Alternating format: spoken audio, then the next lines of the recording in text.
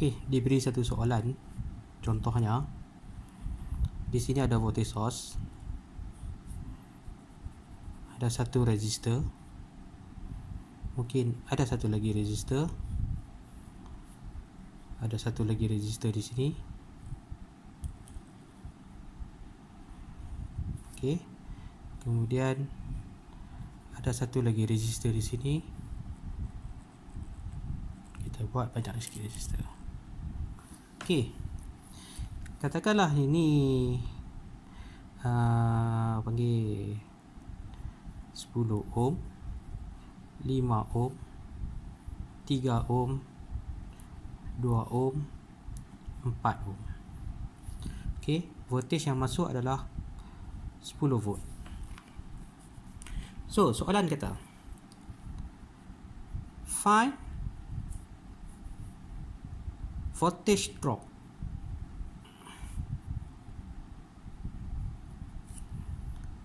on each resistor.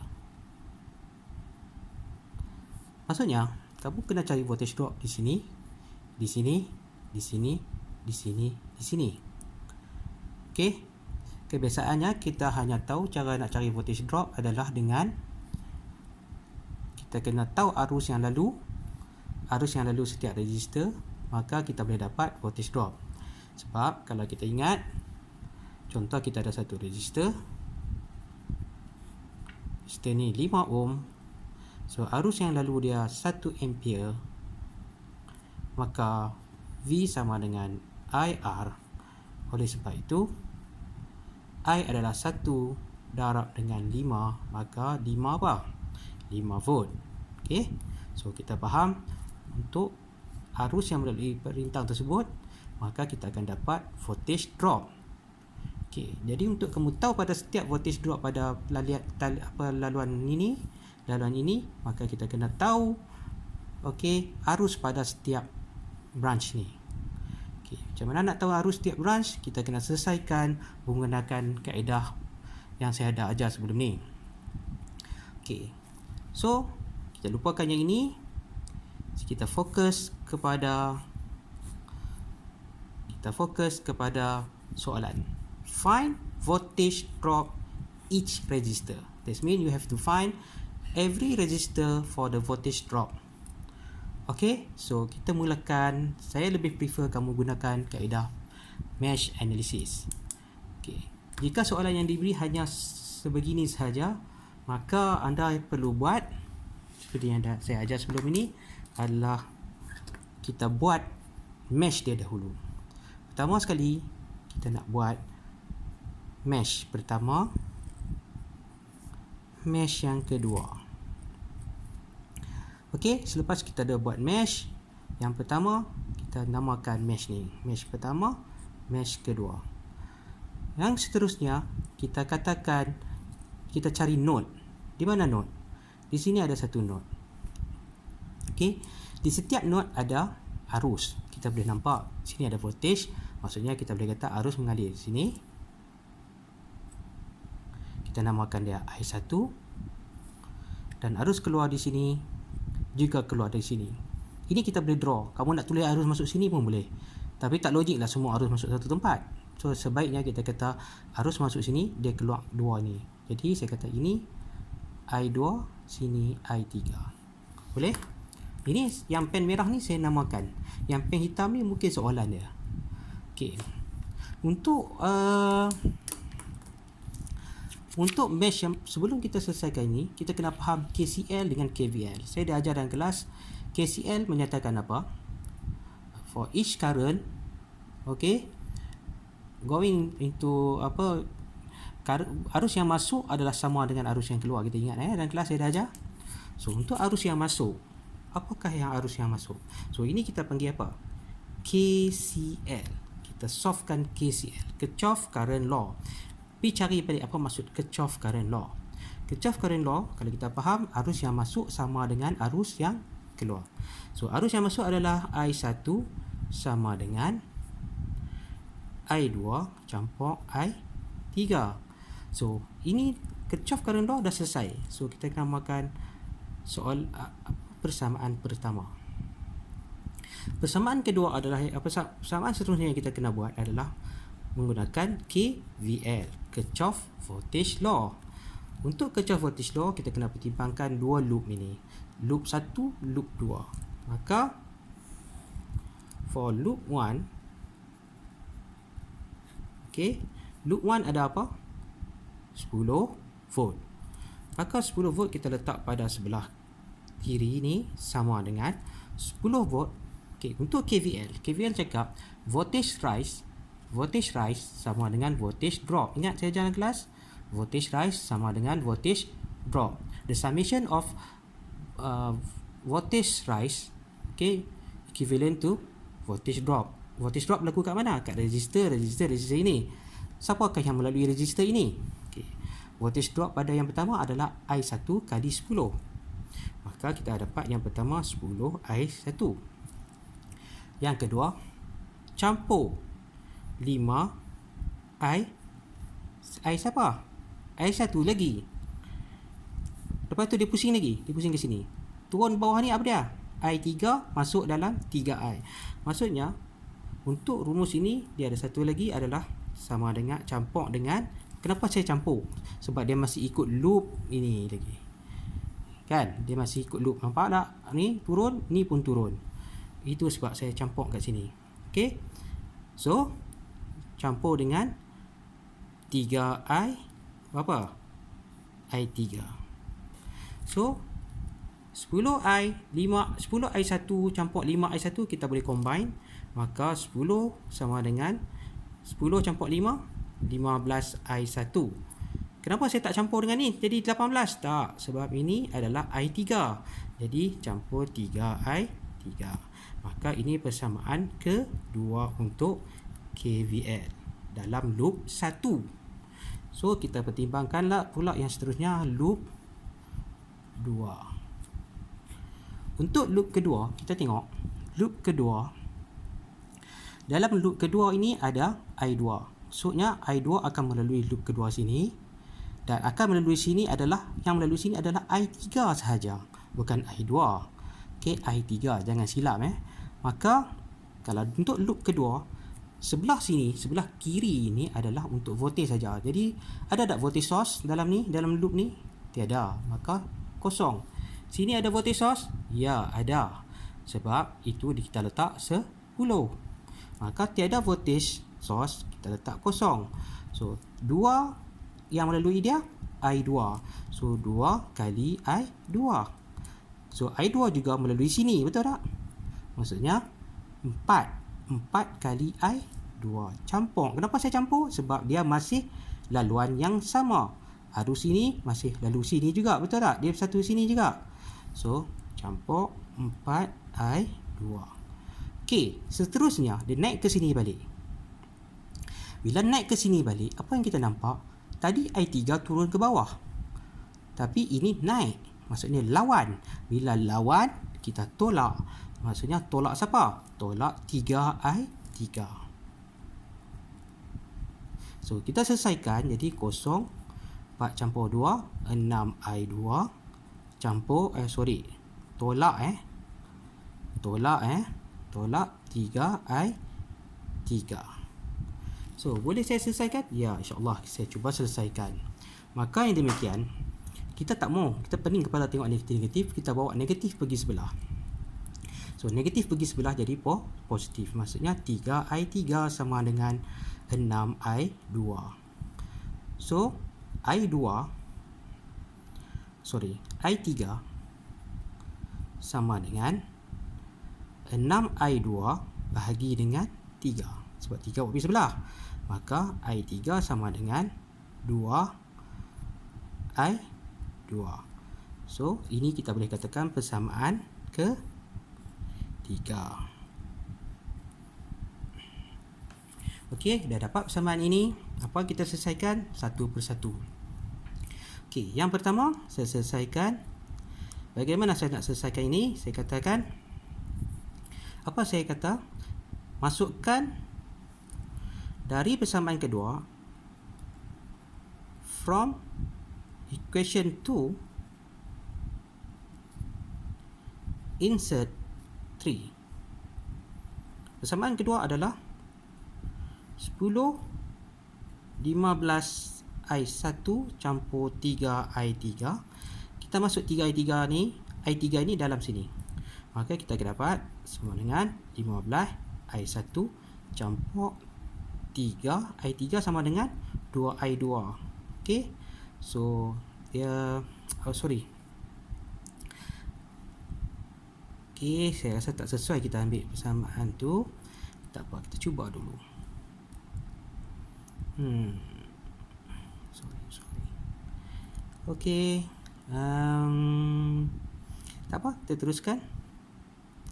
3I3 persamaan kali 2I2. Maka yang demikian 10 sama dengan 15I1 campur 3 kali 2 6I2. Okey. So daripada situ kita ambil persamaan ini. Okey, kita ambil persamaan ini 1. Kita masukkan dalam persamaan ini.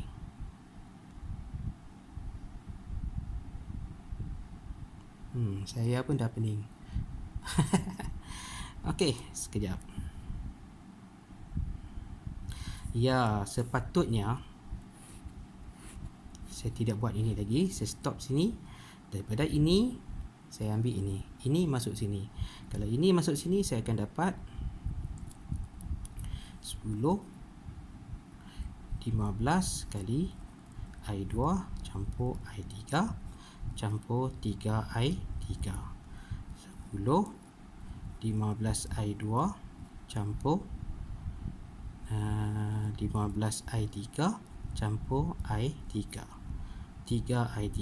Maka 10 sama dengan 15I2 campur 18I3. Okey, so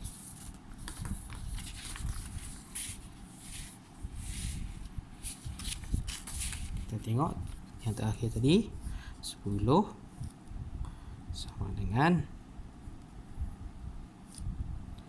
15I2 campur 18I3.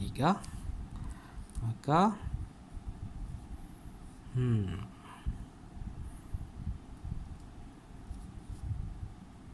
kita ambil ini adalah persamaan yang keempat. Daripada persamaan keempat, okey, saya ambil persamaan ini. Nampak ni tadi? Persamaan 3. Okey. Insert 3, equation 3 to 4. Maka 10 sama dengan 15 I2 campur 18 kali 2I2. Nampak sini, sorry. Nampak tadi? I3 sama dengan 2I2. So saya campur sini. Maka saya akan dapat 10 sama dengan 15 I2 campur 18 kali 2 36 I2.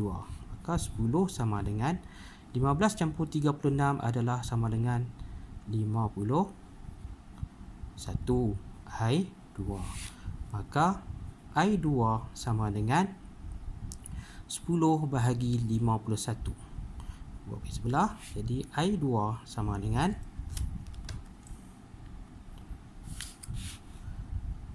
10 bahagi 51.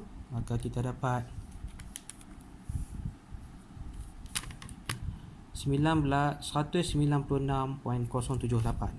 196.078. Apa? Ada mili kan? Jangan lupa mili. Mili apa? Arus mili ampere. So dah dapat dah I2. Maka boleh tak saya cari I3? Yes. Kembali kepada soalan nombor 2 tadi. Maka I3 sama dengan 2I2. Betul yang kita dah cari tadi? Ni I3 sama dengan 2I2. Maka I2 kita dah dapat 2 kali 196.078 mili ampere. Maka kita darab dengan 2. saya dapat 392.156. 392.156 apa? Okey, mili ampere. So kita dah dapat yang pertama I2 dan yang kedua I3. Boleh tak saya dapat I1? Yes. Kembali kepada soalan yang pertama tadi, rumus yang pertama, I1 sama dengan I2 campur I3. Maka I1 sama dengan I2 campur I3 sama dengan 196.078 mili campur 392.156 mili. So, kita campur balik jawapan tadi dengan 196.078 mili. Okey. So, jawapan dia adalah 588.235 mili. 235 mili apa? Mili ampere. Dah selesai ke belum? Belum. Sebab dia tanya apakah kejatuhan voltan pada setiap resistor.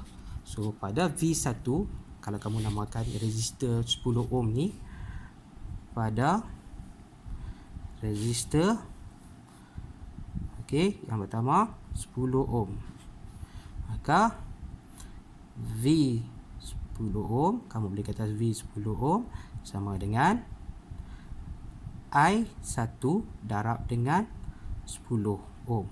Maka I1 berapa tadi kita dapat? 588.235 mili darab 10. So, jawapan tadi darab 10. So, kita dapat 5.882 ampere. Okey. Nampak? Yang kedua. So, V pada 10 ohm kita dapat. Sekarang ni pada resistor yang kedua adalah resistor berapa? Resistor 5 ohm. So, pada resistor 5 ohm, so V 5 ohm sama dengan I1, masih I1 sebab arus yang pertama yang lalu dia. Arus yang pertama lalu bentang 5 ohm ini, maksudnya I1 darab 5.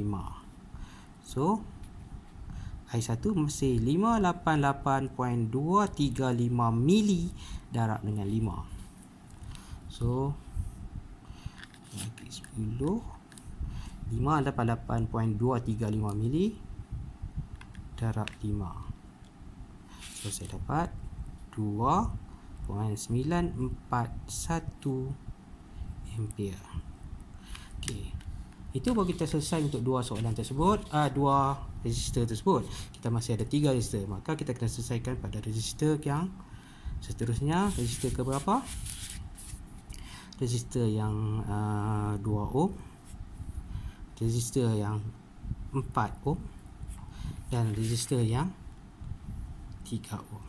So, saya buat pada voltage pada 2 ohm sama dengan, okey, arus siapa yang lalu 2 ohm? I2 darab dengan 2. So, I2 tadi kita dapat apa? I2 tadi kita dapat 196.078 mili ampere darab 2. So, tekan kalkulator, 196.078 mili darab 2, kita akan dapat 392.156 mili. Mili apa? Kita akan dapat 32156.56 mili apa? Milivolt. Milivolt. Adalah ni. Bukan ampere Maaf sorry, saya silap. Ini voltage. Yes, pastikan ni betul. Okey. So, milivolt ataupun kalau kita engineering on sama dengan 0.392 volt. So, yang perintah ke seterusnya adalah pada 4 ohm, di mana I2 darab dengan 4 ohm. So I2 darab 4 ohm. Kalau kita tengok, okey, I2 tadi 196.078 mili darab dengan 4. Okey,